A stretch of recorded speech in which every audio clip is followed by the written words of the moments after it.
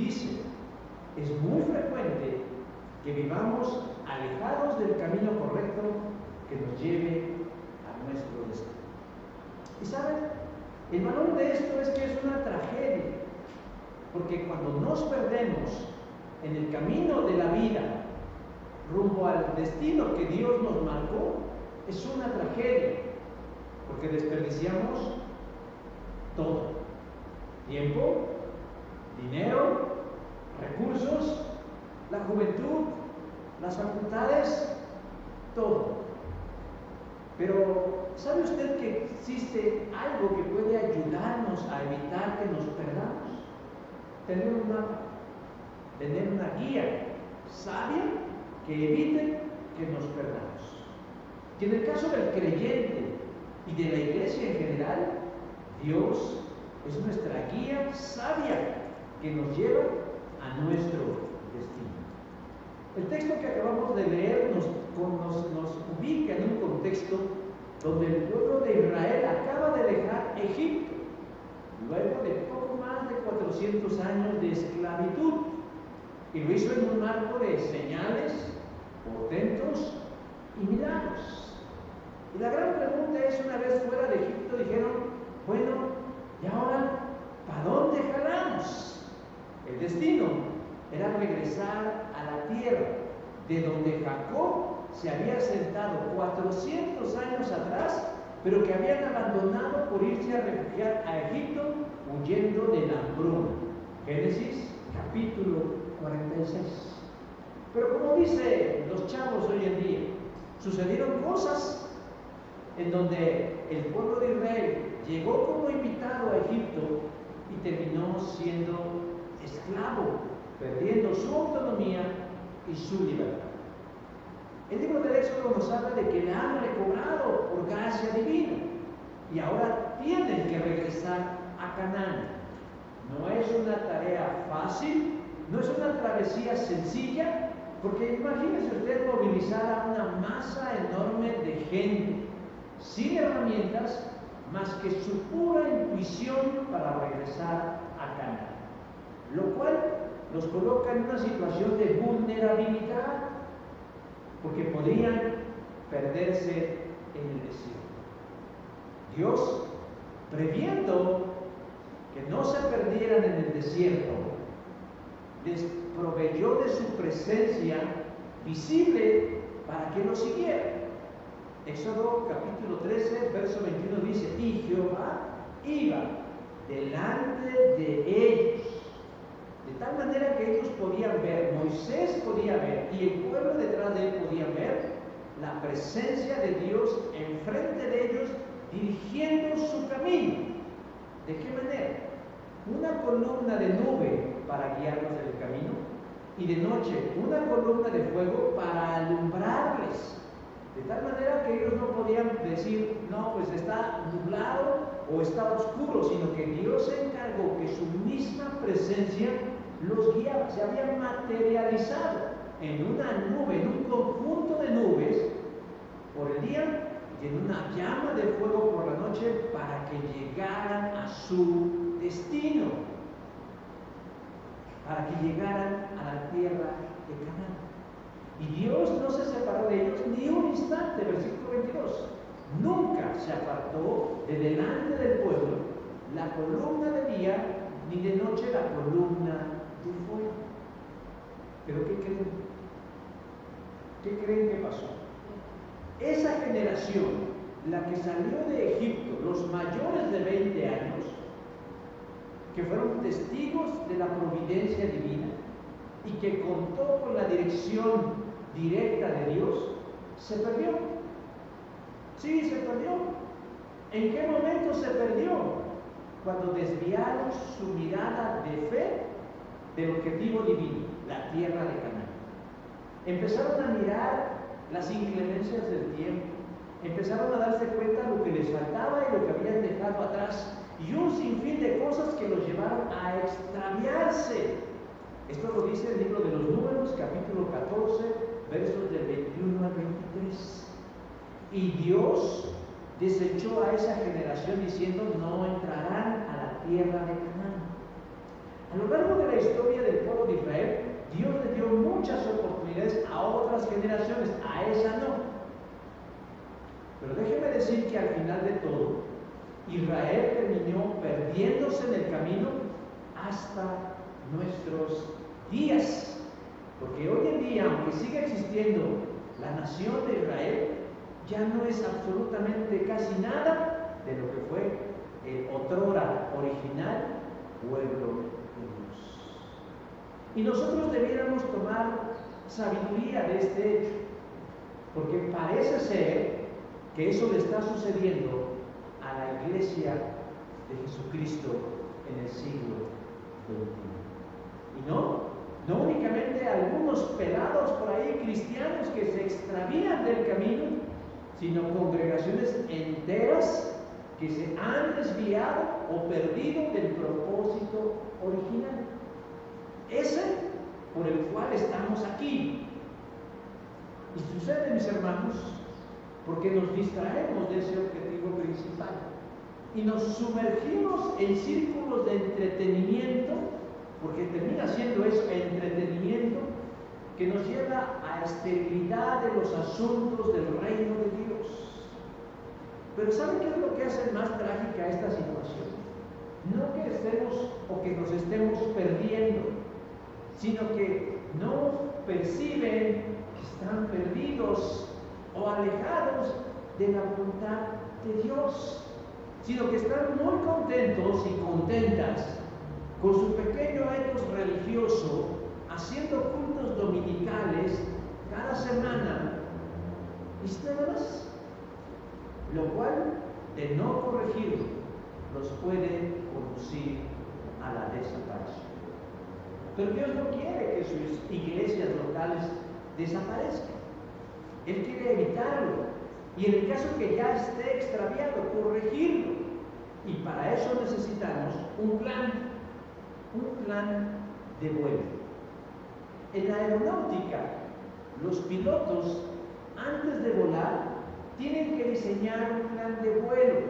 ¿Para qué? Para que puedan llegar bien a su destino. Y es necesario que exista ese plan de vuelo, porque muchas veces es frecuente que los aviones, por diversos factores, se salgan de su ruta. Bueno, si uno manejando, teniendo ahí la carretera con las líneas, se sale uno del camino.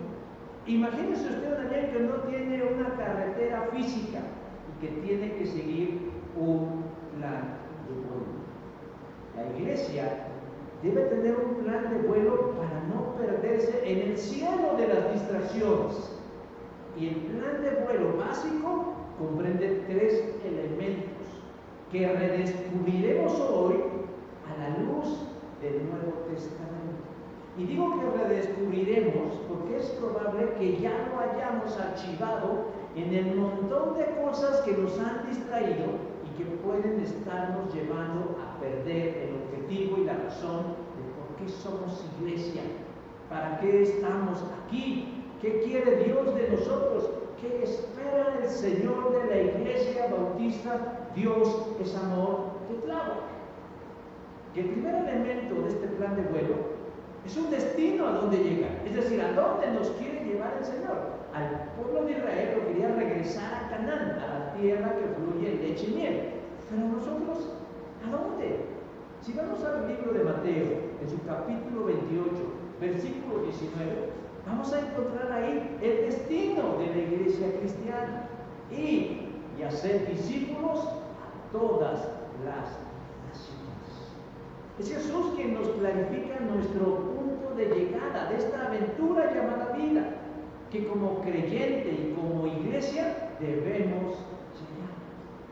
Se sabe que el Evangelio de Marcos fue el primero en ser escrito, y al final, de manera contundente, nos dice de manera resumida cuál es la razón de la iglesia cristiana: ir por todo el mundo y predicar el Evangelio a toda criatura.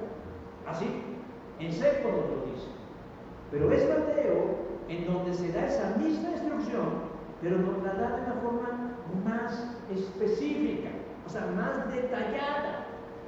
Luego de que Jesús hubo resucitado, tuvo muchos encuentros con sus discípulos, los 11, los que habían sobrevivido, habían quedado. Pero Mateo no se ocupa de esos encuentros, eso lo hace Juan. Mateo simplemente pasa de la resurrección a una cita acordada que Jesús había hecho con sus apóstoles en Galilea. Marcos capítulo 16, verso 7. Cuando pasen todas estas cosas nos vemos en Galilea. Y era un lugar conocido. Y en ese punto de encuentro, según el versículo 16 de Mateo 28, se encontraron Jesús y sus discípulos. En cuanto sus discípulos ven a Jesús, dice el texto, ellos le rinden un proscuneo, versículo 17, es decir, adoración o reverencia. Y Jesús se acerca a ellos y de manera enfática y apasionada les dice: Dios me ha dado todo el poder para gobernar todo el universo. Esta es una frase poderosísima, en donde Jesús nos está declarando lo que Dios ha hecho con él a raíz de su actividad redentora. Dios me ha dado todo el poder para gobernar todo el universo.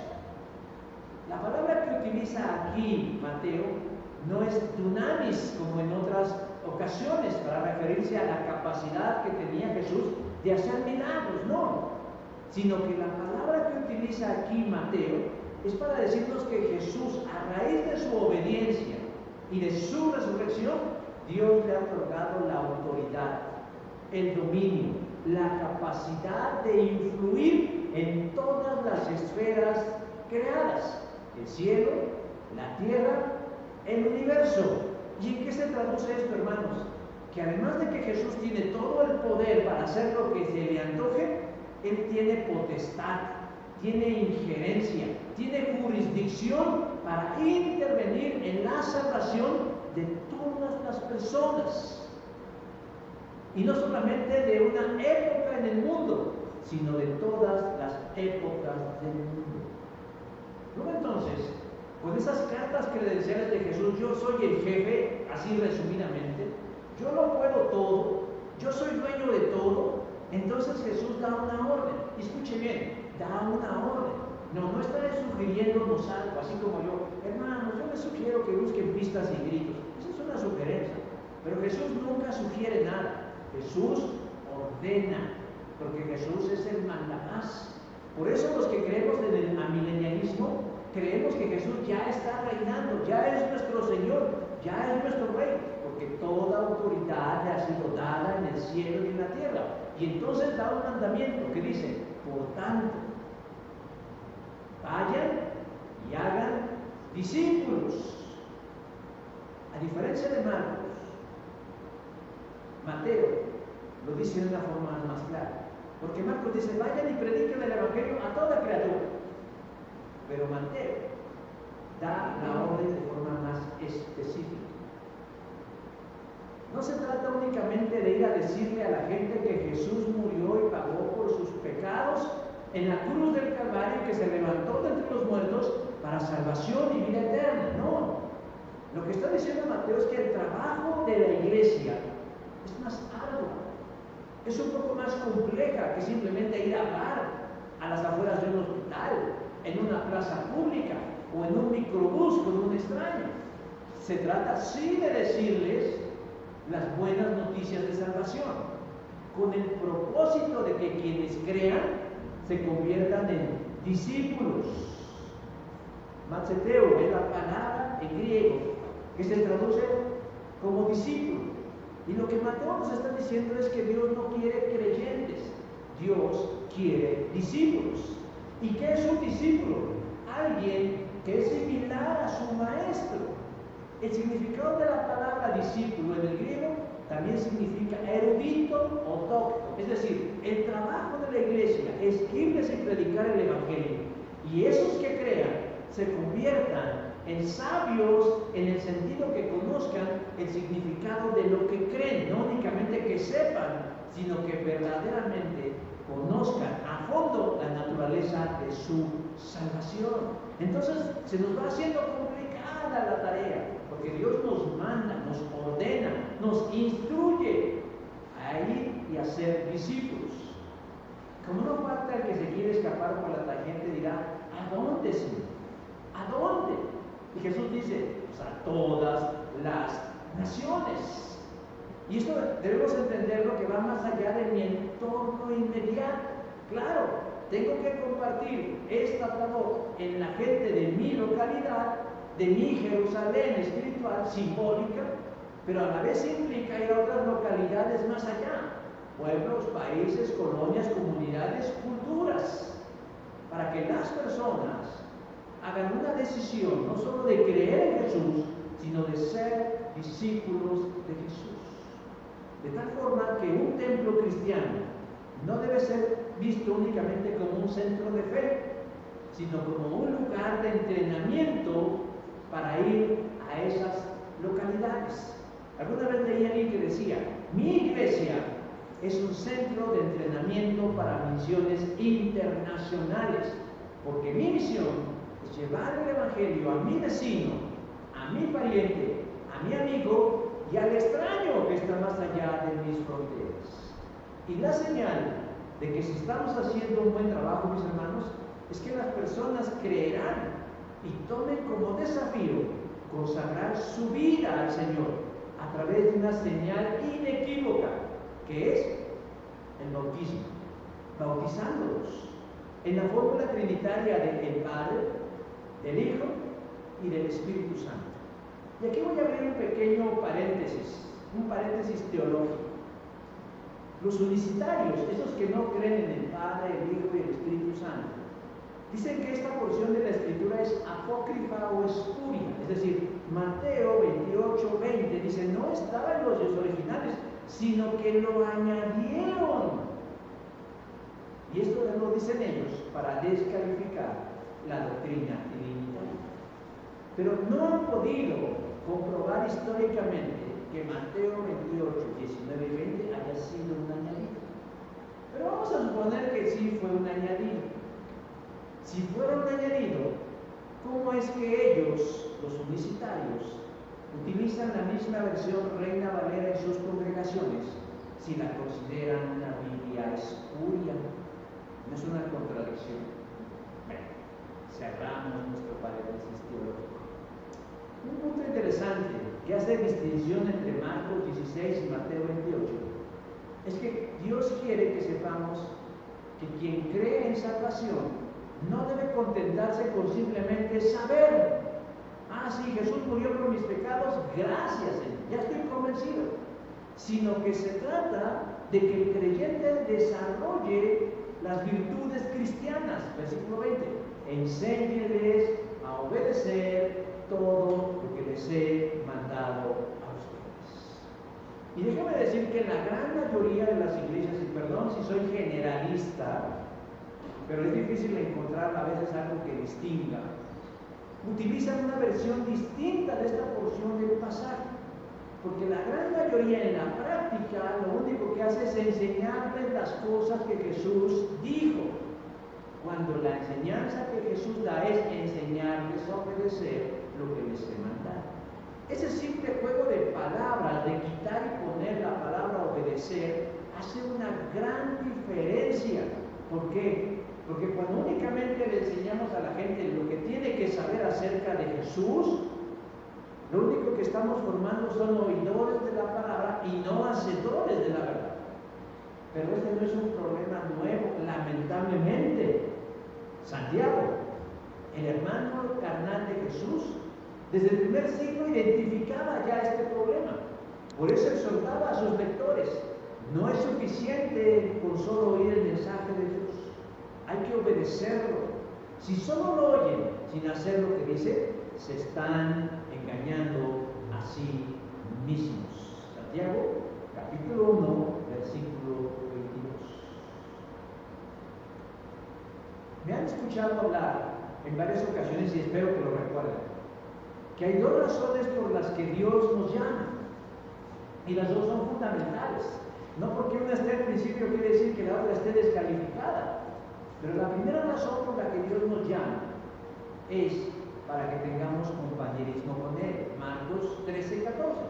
Y Jesús, designó a 12 para que estuvieran con Él. Dios nos llamó a nosotros para que estuviéramos con Él. A Él le gusta estar con nosotros. Ese es el anhelo de su corazón, pasar tiempo con nosotros. Y yo quiero descansar sabiendo que todos y cada uno de ustedes ya disfruta de esa gracia, tener comunión con el Señor. Si no la tienen, hay que arreglar ese problema. Acepten a Cristo como Señor y Salvador. Pero de entrada yo quiero asumir que la gente que viene a la iglesia, y aún los que no vienen y se hacen como Dios todos, poniendo pretextos para no venir, ya disfrutan de esta gracia de tener comunión con el Señor. Pero a veces no leemos bien el pasaje o completo, porque el Señor nos llamó para otra cosa, además de tener comunión con Él. Igualmente importante. Y dice, y para enviarlos a predicar. O sea, el Señor nos llama porque quiere estar con nosotros. Y a la vez nos honra con una tarea fundamental diciendo, y para enviarlos a predicar. ¿Qué significa, hermanos, enviarlos a predicar? Hablar de su nombre a las demás personas, para que lo conozcan, para que crean y para que también tengan comunión con Él como nosotros. Familia en Cristo, es muy bueno estar juntos y pasarla bien. Eso le agrada al Señor. Salmo 133. Pero no es la única tarea que como iglesia local en Cristo debemos procurar, sino también dirigir nuestra mirada a nuestro alrededor, tanto lejano como cercano, y ver a los perdidos y traerlos a la fe que salva. Porque si no lo hacemos, estamos siendo desobedientes, escúchelo bien, los rayos, desobedientes al mandato de Jesús. Al pasaje que acabamos de leer, se le conoce como la gran comisión, es decir, la gran tarea, el gran fundamento de la iglesia de por qué existe. Pero en la práctica, hermanos, la consideramos la gran misión, porque muchos no lo hacen. Están tan ocupados y tan distraídos en sus propios asuntos, que tienen también cierta importancia, pero para los cuales debiéramos confiar en Dios que nos va a ayudar, para que también hagamos la labor de Dios. Hay algo interesante en Mateo 28, 19 y 20. Y yo espero que cuando lo vuelvan a leer se den cuenta que en este pasaje se reúne todo lo que necesitamos. Porque en tan solo 2 versículos Jesús se encarga de recalcarnos la palabra todo. Todo el poder, todas las naciones, todas las personas, todas las cosas, toda su presencia. He aquí yo estoy con vosotros todos los días hasta el fin del mundo. Hermanos, ese es nuestro destino. Ese es el camino hacia donde debemos empujar todo lo que somos y todo lo que hacemos. Y si lo hacemos, el Señor sonreirá. La segunda cosa en este plan de vuelo para evitar perdernos, además de saber a dónde queremos llegar, es pues cómo le vamos a hacer para llegar. ¿Cuál es la estrategia del vuelo? Bueno, vámonos a Efesios capítulo 4, versículo 11 y 12. Y Él mismo constituyó. ¿Cómo vamos de llegar nosotros a nuestro destino? La iglesia no es un coche automático, es más, no es un Tesla, que le decimos, llévame a Mateo 28, 19, 20, nos va a llevar solo. No, es una tarea de arduo trabajo, de mucho esfuerzo y de mucho sacrificio, que no es de uno o de unos cuantos, sino de todos. Y quiero subrayar, todos los que componen la comunidad. Solo que hay que reconocer una verdad fundamental. Es función, es tarea de todos, pero no todos realizamos la misma tarea. Pablo está preso en Roma por causa de su fe, por estar cumpliendo su misión. Pero estar preso a Pablo no le ha impedido seguir sirviendo a los asuntos del reino. Y lo hace escribiendo cartas a las iglesias para ver cuál es su condición espiritual. Y una de esas cartas que Pablo escriba en la cárcel es a la iglesia de Éfeso, donde Timoteo es pastor. Los eruditos de la Biblia dicen que la carta a los Efesios la debemos dividir en 2 partes.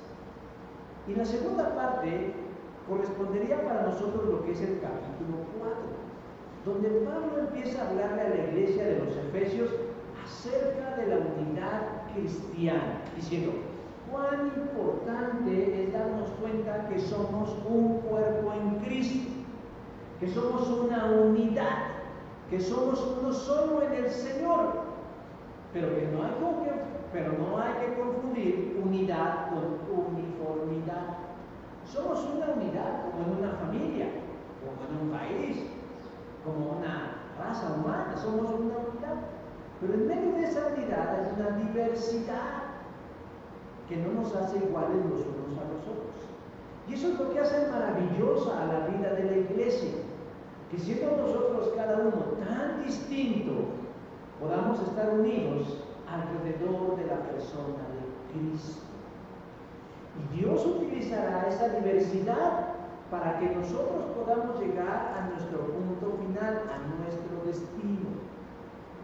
Cuando nosotros hemos nacido en el Espíritu, Dios ha derramado en sus hijos, en los creyentes, dones espirituales, dones sobrenaturales, para que podamos llevar a cabo la obra de la iglesia en armonía y en efectividad.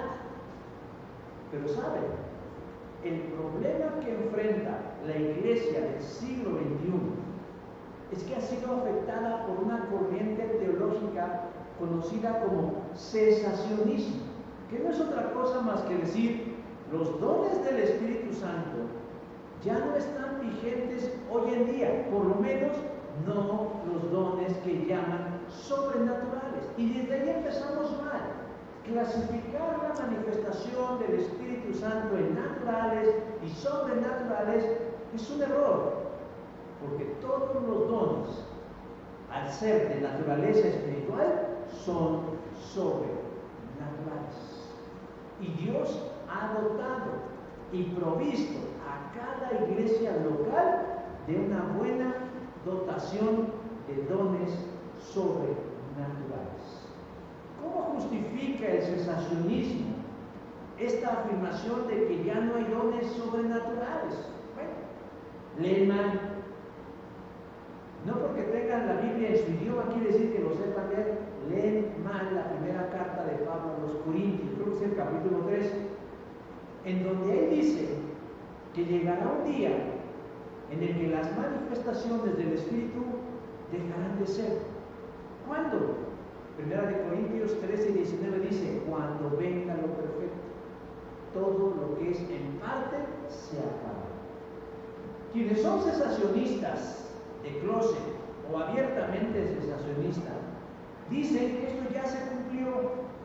¿Cuándo? Pues cuando la Biblia se hizo material, cuando se completaron los 66 libros de la Biblia, porque para ellos lo perfecto es la palabra de Dios. Pero creo que están un poco errados. Pablo está hablando escatológicamente y no está hablando a 1, 2 o 3 siglos. Él está hablando del tiempo final de la historia, cuando la iglesia alcanzará su máxima madurez.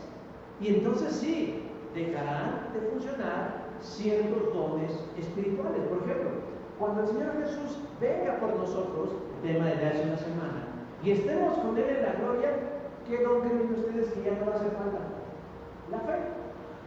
Ya no va a hacer falta tener fe, porque Jesús será una realidad. Lo veremos con nuestros ojos, lo oiremos con nuestros oídos, lo tocaremos con nuestras manos. Ya no hará falta la fe. Pero tener la Biblia en papel, eso no implica que es lo perfecto. Es una gran herramienta y eso vamos a hablar más adelante. Pero si Pablo está hablando inspirado por Dios, nos quiere decir que los dones del Espíritu están vigentes hoy. Por eso dice verso 11, capítulo 4 de Efesios, Él mismo constituyó, ¿quién? Jesús. Otorgó capacidades sobrenaturales para realizar la tarea que el Señor nos ha asignado. El Señor nos ha dado, nos ha provisto, nos ha hecho llegar esos dones para que podamos llegar con éxito a la meta que el Señor nos ha encomendado. De tal forma que no tenemos pretextos o razones para decir que no podemos, que no tenemos con qué obedecer el mandamiento. Dios nos ha dado capacidad y lo hace a través de diferentes dones que nos dan habilidades que antes no teníamos. Por eso se distinguen de los talentos. Y empieza a decir, y él mismo constituyó a unos apóstoles, apostolos, que en griego significa enviados. Algunos circunscriben el concepto de apóstol únicamente a los 12 que Jesús eligió y que guardaban cierto perfil. Entre ellas, haber estado con Jesús en plena cercanía física. 2, realizar obras sobrenaturales, que eran los apóstoles de Jesús. Y aquí nuevamente se viene a manifestar ese cesacionismo, diciendo, oh, ya no hay apóstoles. Esos fueron los 12 únicamente. Hoy en día podríamos decir que lo equivalente a un apóstol o a la luz del significado de la palabra apóstolos sería un misionero, un enviado de la iglesia que lleva el mensaje del Señor. Pero si nosotros somos curiosos, vamos a encontrar que en el Nuevo Testamento la palabra apóstol no solo tiene un significado, sino un uso. Porque una cosa es lo que signifique y otra cosa es cómo se usa. Sí significa enviados, pero ¿cómo se usaba en el Nuevo Testamento la palabra apóstol? Por lo menos de 3 formas fundamentales. Primero, los apóstoles del Cordero. ¿Quiénes son esos? Los 12, los que el Señor designó, de los que se pasó toda una noche orando para que fueran sus más cercanos colaboradores. 12 discípulos, de los cuales ya no hay. Pero también el Nuevo Testamento nos dice que había apóstoles del Espíritu, esos que el Espíritu Santo llamaba y apartaba para una obra fundamental. Hechos, capítulo 13, versículo 2. Y también había apóstoles de la iglesia, que eran enviados especiales a cubrir labores ministeriales y eclesiásticas. De tal forma que podemos decir que a la luz del uso de la palabra apóstolo, sí existen todavía los apóstoles. No como los del Cordero, pero los apóstoles de la iglesia. Pero Dios no solo designó apóstoles, sino también profetas. Versículo 11. Y constituyó a otros profetas. Para poder entender qué es un profeta, había que entender cuál es la raíz y el uso de la palabra profecía. Hoy en día, cuando se habla de profecía, la gente cree en adivinanzas y videntes. Alguien que predice las cosas futuras. Y no necesariamente es así. Tan solo en el Antiguo Testamento, solo en 2 ocasiones, la palabra profeta se utilizó en este sentido. Pero la mayoría de las veces, el concepto de la palabra profeta se utilizó para designar a alguien que Dios usa para dar a conocer un mensaje importante. Es decir, alguien que habla de parte de Dios, que podría ser alguien que expone la palabra como un predicador o un maestro o un evangelista que predica la palabra de Dios. Pero también, mis hermanos, déjeme decir que también puede haber profetas particulares, es decir, personas a quien Dios usa para llevarle a alguien un mensaje exclusivamente para esa persona. Dios me ha hablado a mí para decirte a ti, Enrique, esto. La profecía que esa persona está dando no es vinculante para la iglesia, ni para el cristianismo, ni para que abramos el canon ni la incluyamos. No, es una profecía únicamente para esa persona, para ese momento y para esa circunstancia. Y creo que a veces como bautistas o cristianos no estamos muy abiertos a esas manifestaciones porque nos da miedo. Que alguien venga y nos diga algo que Dios quiere que sepamos. Estás en pecado, ¿no? Cambia el camino, hiciste mal, corrige. Bueno, ¿a quién estaremos siendo desobedientes? ¿Al profeta o al Señor? Si al profeta lo envió el Señor, pues al Señor. Tercero, el Señor constituyó a unos evangelistas. Los cesacionistas dicen, los evangelistas son los misioneros actuales. No.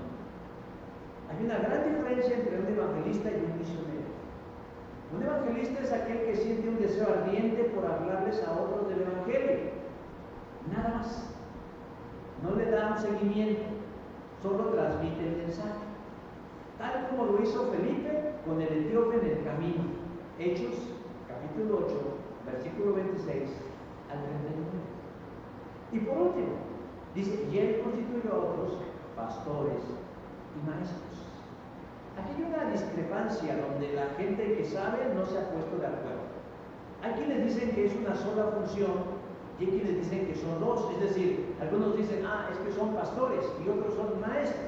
Y otros dicen, no, pero son pastores maestros, porque se espera que quien pastorea también enseñe. Pero bueno, ahí lo dejamos. Déjame decir que Pablo en Efesios 4:11 solamente mencionó esos 4 o 5 dones, no porque no existieran más.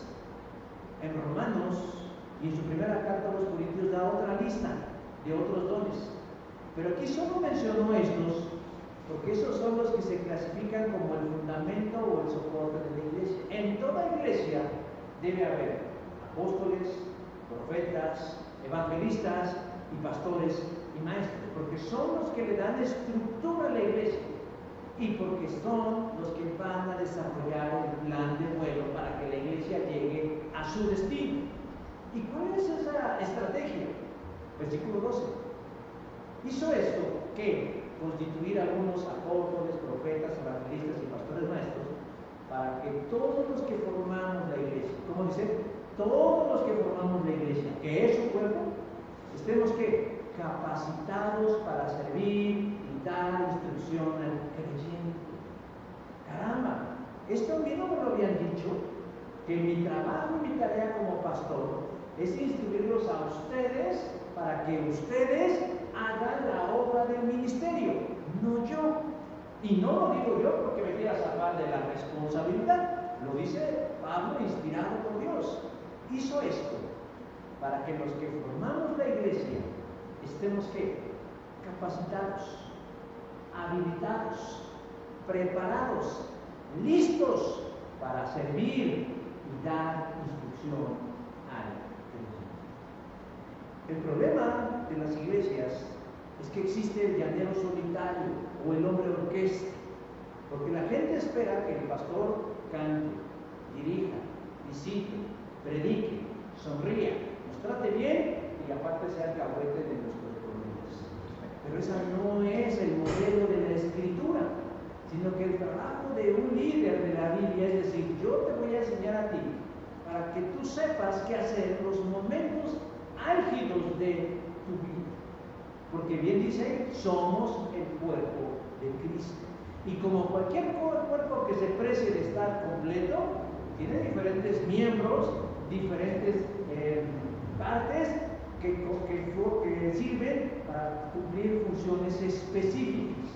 Una mano generalmente no sirve para caminar, y los dedos de los pies no sirven para ver, y las orejas no sirven para rascarse, sino que cumplen una función cuando saben qué es lo que tienen que hacer.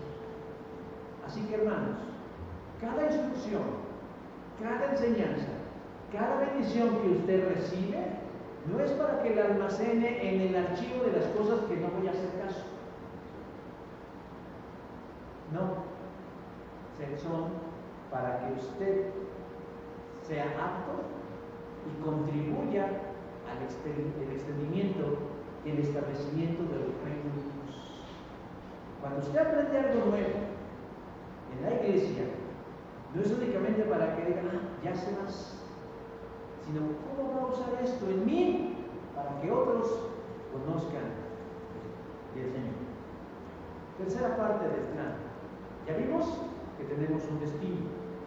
Ya vimos que hay una estrategia para llegar a ese destino. Todos somos parte de la estrategia. Y el tercer elemento es, ¿con qué herramientas, con qué elementos vamos a llegar a ese destino? Israel salió de Egipto rumbo a Canaán. Ese era el destino. Moisés era de alguna forma la estrategia, él sabía. Pero, ¿cómo le hacían? La presencia del Señor a través de una nube. ¿Qué instrumento vamos a usar? El instrumento es Dios mismo. Es Dios mismo. Porque si leemos Mateo 28, 19, 20, decimos, híjoles, qué difícil. Y predicar el Evangelio. Ya de ahí partimos tan mal. Yo ni sé hablar. Soy torpe para decir eso. Y en algunos casos, no tan honestos, dirán, a mí me da penita. Como que me da un poquito de vergüenza de hablar de cosas religiosas, no me vayan a funar. ¿No? Como que me vayan no sé, me vayan a dejar de hablar y me vayan a decir, no. Entonces vemos la dimensión de la tarea que Dios quiere que hagamos, decimos, hijos. Sí, pues yo voy a la iglesia y me siento muy a gusto y me siento muy inspirado y levanto las manitas y pongo los ojos en blanco como de huevo cocido y siento éxtasis espirituales y todas estas cosas. Pero ya así como de empezar a hacer la tarea, decíamos, ¿cómo le hacemos? Y entonces caemos en otro error, mis hermanos. Creemos que hacer la obra de Dios es hacerla como nos venga en gana.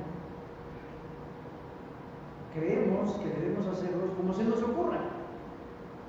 Y entonces empezamos a dejarnos llevar por buenas intenciones, por corazonadas, por intuiciones o por capacidades humanas. Es que yo como fui presidente de un club de tal, yo puedo ser el pastor. A ver, tú estudiaste contaduría, tú eres la tesorera, tú estudiaste en el magisterio, tú puedes ser maestro. Tú sabes hablar, tomaste un curso sobre coacheo de empresas, puedes ser evangelista. No. Esas son capacidades humanas. Jesús dice, en lo que es la última cena, a los 12 les dice que es conveniente que Él se fuera. ¿Por qué era conveniente que Jesús se fuera? Porque si Jesús no se va, dice, no sería enviado el Espíritu Santo para que les ayude. Juan 16, 7. ¿Y en qué nos va a ayudar el Espíritu Santo? Versículo 8. Cuando Él venga, refiriéndose al Espíritu Santo, hará el trabajo difícil, convencerá al mundo de pecado, de justicia y de juicio. Bueno, qué bueno, porque imagínense, yo no puedo convencer a veces ni a mis hijas.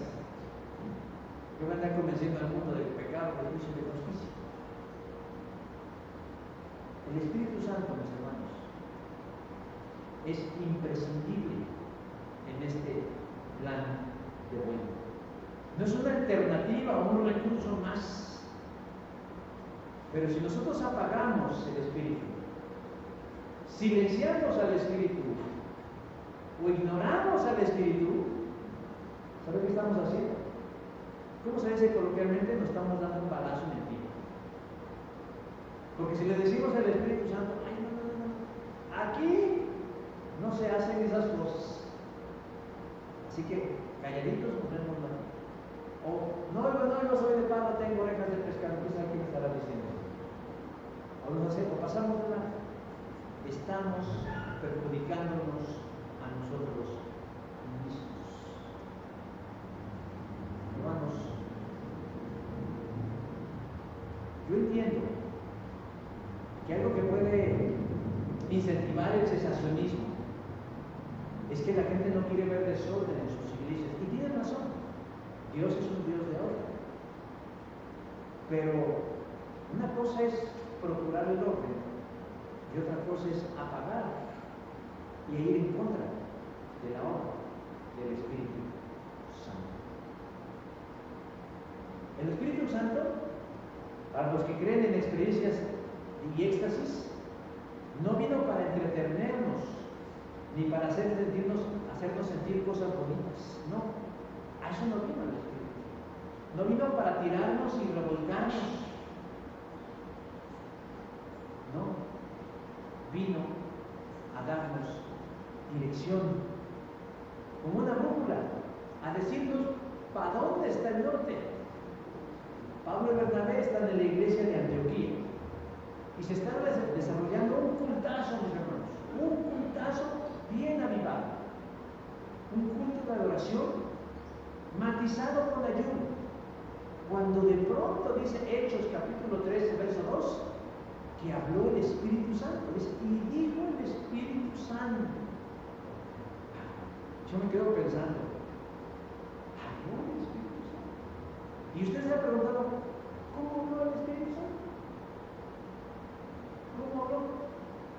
No me van a decir que por la Escritura, porque ellos no tenían el Nuevo Testamento, pues es que habló a través del predicador, pero dice, habló el Espíritu Santo. El canon del Nuevo Testamento no estaba completo. No sabemos cómo habló. No nos dice ahí, simplemente dice habló, pero pudo haber hablado audiblemente, ¿eh? De pronto todos aquí y de pronto una voz, como cuando Jesús estaba pensando, dice, he aquí mi hijo amado, en quien yo tengo complacencia. Caramba, muchos se les cayeron los calcetines de escuchar la voz del cielo. Pudo haber sido así, pero Lucas no nos da detalles. Fue una visión así como que de pronto se abrió así como un portal, como el doctor Strange, así, pero yo creo que Lucas no consideró importante decirnos cómo habló el Espíritu Santo, sino decirnos que habló el Espíritu Santo. Eso es lo importante, que habló el Espíritu Santo. ¿Y saben qué? No solamente habló el Espíritu Santo, sino que le entendieron y supieron que quien estaba hablando, independientemente de la forma, era el Espíritu Santo. ¿Y qué les dijo? Apartarme a Bernabé y a Saulo para la obra que los he llamado. Por eso se llaman los apóstoles del Espíritu, porque el Espíritu Santo los llamó. Y fueron enviados por el Espíritu Santo a lo que sería su primer viaje misionero. Me desafía este pasaje, este versículo me desafía. Porque entonces creo que el Espíritu Santo no es solo una doctrina o un conocimiento, sino una persona viva que abre oportunidades y dirige. Ellos están acá cantando y alabando al Señor como sea, y de pronto dice, y habló el Espíritu Santo, como shh, silencio, que va a hablar el Espíritu de Dios. A ver, apártenme de Ivonne, apártenme de Adriana, para la obra que yo he comentado. ¿Sabe qué nos dice eso, hermanos? Además de lo maravilloso de saber, ¿qué oído o qué sentido espiritual tan desarrollado tenían los creyentes del primer siglo? De saber la claridad, la exactitud, la especificidad de lo que el Espíritu Santo estaba diciendo. Es lo que nos hace mucha falta a las iglesias del siglo XXI. Pasaron los años, bueno, los meses tal vez, y Pablo, ya sin Bernabé, porque tuvieron por ahí una discrepancia, junto con Silas y Timoteo, se les ocurre irse a Bitinia a predicar. Nadie podría juzgarlos. Yo quiero ir a Bitinia a ver una obra. Dirán, qué consagrado, hermano, qué ejemplo, qué modelo. Pero dice Hechos 16:7, pero el Espíritu Santo no se lo permitió. Caramba. Otra vez. El Espíritu Santo dando dirección, diciéndole no. Oye, pero es que en Bitinia hay mucho pagano. No. Oye, pero es que yo siento en mi corazón así un ardor muy grande por las almas de Bitinia. No. ¿Vas a ir?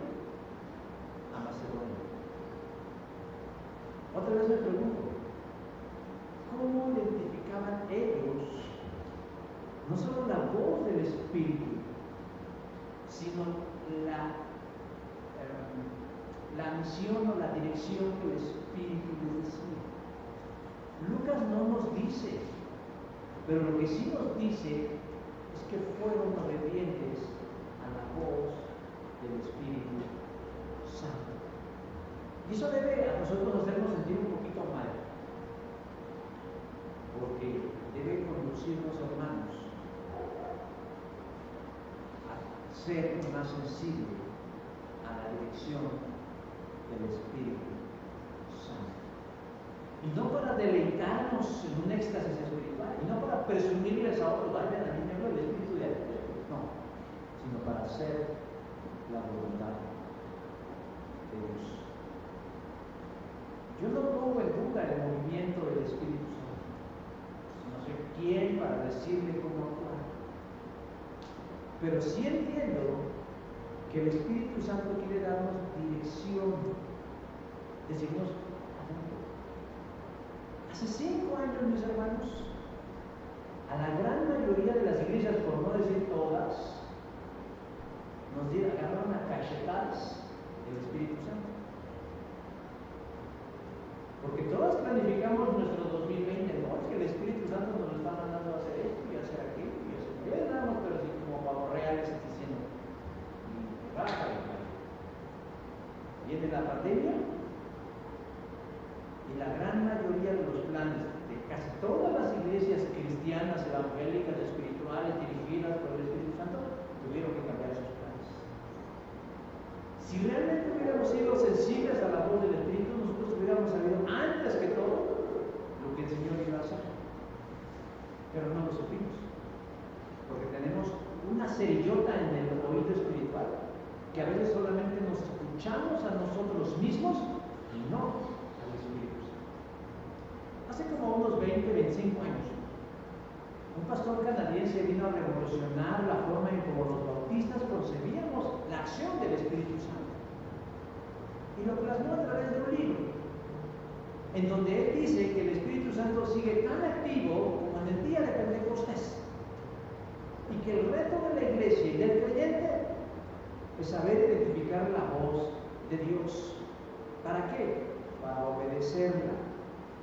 Y él propone 4 formas primordiales, no únicas, primordiales, en las que nosotros podemos saber cuando el Espíritu de Dios nos habla. La primera, a través de su palabra. Hoy sí nosotros tenemos la palabra. Segunda de Timoteo 3:16, que dice: toda escritura es inspirada por Dios. Claro que Pablo no estaba pensando en el Nuevo Testamento porque no lo tenía, pero él estaba pensando en la inspiración divina. Toda escritura es inspirada por Dios y dada para. Y ahí dice 4 cosas: instruir, corregir, redarguir y entrenar. O sea, 4 cosas. Si nosotros fuéramos realmente estudiosos de la palabra, y no estudiosos en un sentido gnóstico, sino espiritual, sabríamos la dirección de Dios. La segunda, a través de una vida de oración verdadera, porque muchas veces decimos, es que estamos orando. Ajá, sí, Señor, bendice tu palabra. De una oración verdadera. Romanos 8:16 dice: ¿cómo nosotros podemos saber que somos cristianos? ¿Cómo podemos saber? Romanos 8:16 dice: el Espíritu habla a nuestro espíritu y nos dice que somos hijos de Dios. Cuando nosotros tenemos comunión con el Señor nos habla a través de su Espíritu Santo y convence a nuestro espíritu de su verdad revelada. Por eso es importante orar de verdad. Tercera, Dios habla a través de su iglesia, aunque usted no lo crea. Oiga, pero es que en esta iglesia está dormida, en esta iglesia está muerta, en esta iglesia hay por pecado, en esta iglesia va puro loco. Yo no sé, pero si a mí me dieran chance de elegir a la iglesia, otra cosa sería. Pero el Señor nos elige a todos. Y el Señor usa a su iglesia. Y Dios habla a través de su iglesia. Específicamente a través de hermanos consagrados, no del que viene de vez en cuando, no del que no obedece, no de esos no, de los que realmente tienen puesta la camiseta y dicen: esta es mi iglesia, que si la entierran, me entierran con mi iglesia, que si la queman, me queman con mi iglesia, que si me van a meter a la cárcel, que me metan a la cárcel por mi iglesia. A través de esos hermanos, Dios puede hablar y habla. El Espíritu Santo habla a través de las circunstancias. Pero que creen que a veces hacemos las cosas al revés. Decimos: es que si se abrió la puerta, Dios quiere. Bueno, a Pablo se le cerró ir a Bitinia. Él pudo haber dicho en esa mentalidad: no, si se cerró la puerta, Dios no quiere que vaya. No, Dios no quiere que vayas ahí. Dios quiere que vayas a otro lado. Pero básicamente, esa es la forma en la que nosotros podemos aprender a escuchar y a desarrollar, que no es inmediatamente, sino es un proceso, agudizar el oído a la voz del Espíritu Santo. Ahora, yo no voy a descartar experiencias particulares. Gente que diga: el Espíritu Santo me habló, o soñé. Aunque esas otras formas también hay que evaluarlas con cierto cuidado. Pero lo que debemos saber hoy, hermanos, es que el Señor está interesado en que la iglesia local haga su voluntad. Y para eso se ha dado a Él mismo para conseguirlo. Depende de la iglesia la sensibilidad a la voz del Espíritu Santo para seguir. En el año 2010 se hizo viral un video donde dos personas trans que se identifican como mujer salían y decían: estamos perdidas, perdidas, perdidas, perdidas. Luis Carmelo Guevara y Cristian Suárez fueron abandonados en un cerro por sus acompañantes para ir a comprar más bebida. Guevara y Suárez se les hizo gracioso grabarse y decir que estaban perdidas. ¿Quién sabe por qué razón esto encendió las redes en su momento? Y estos dos personajes saltaron a la fama. Hicieron de su eslogan de vida y de su proyecto artístico el estamos perdidas. Y alcanzaron fama y riqueza. De esto podemos decir muchas cosas, hermanos. Una de ellas es que el ser humano no discrimina y cualquier cochinada la hace con dedos. Pero lo que me ocupa, hermanos, es que hay quienes les parece divertido estar perdidos o perdidas o perdides. Se les hace muy gracioso estar perdidos. Pero créanlo, no tiene nada de divertido no saber a dónde ir, no saber en dónde estar y no saber quién es. Aunque algunos creyentes parece que no le dan importancia. La vida cristiana es mucho más que venir y hacer un culto. La vida cristiana es mucho más que reunirnos para pasarla bien y reírnos de chistes y comer sabroso. La vida cristiana es mucho más que venir a aprender cosas nuevas y almacenarla en el archivo de las cosas que no voy a hacer. Yo creo, mis hermanos, que debemos tomarnos muy en serio lo que hoy Dios nos está diciendo a través de estas palabras. Él está esperando algo de nosotros y resulta lamentable que no lo estemos haciendo. Porque estamos tan distraídos en nuestros propios asuntos que no son trascendentales y estemos perdidos y sin importancia. Es una tragedia, es una tristeza, es un gran dolor que la iglesia local de Cristo esté perdida, porque no tendría por qué estar, porque ahí descubrimos tres elementos que el Señor nos ha dado para no estar extraviados. Se lo dejo de para que mediten en eso. Vamos a ver. Señor Dios, en esta hora venimos ante tu presencia.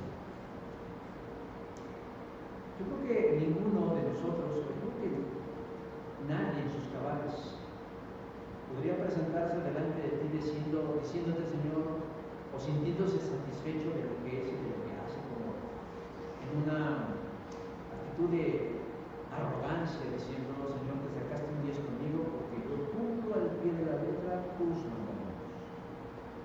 Yo creo que es un acto de humildad venir y reconocer, Señor, que te necesitamos. Cada vez más te necesitamos, sobre todo en asuntos tan importantes como guiar a tu iglesia, como caminar en un camino seguro y certero a la misión o al destino que tú nos has dado. Señor, debe existir en todos nosotros un temor genuino y profundo de no estar en una condición de extravío espiritual como cristianos y como iglesia. Y debemos considerar seriamente lo que hoy Dios nos ha traído hoy a nuestros oídos, a nuestra mente y a nuestros corazones. De que sí, Señor, hay cosas que nos ocupan, cosas a lo mejor muy particulares como nuestra familia, como nuestra salud, como nuestros estudios, como nuestros bienes o como otras cosas. Pero tú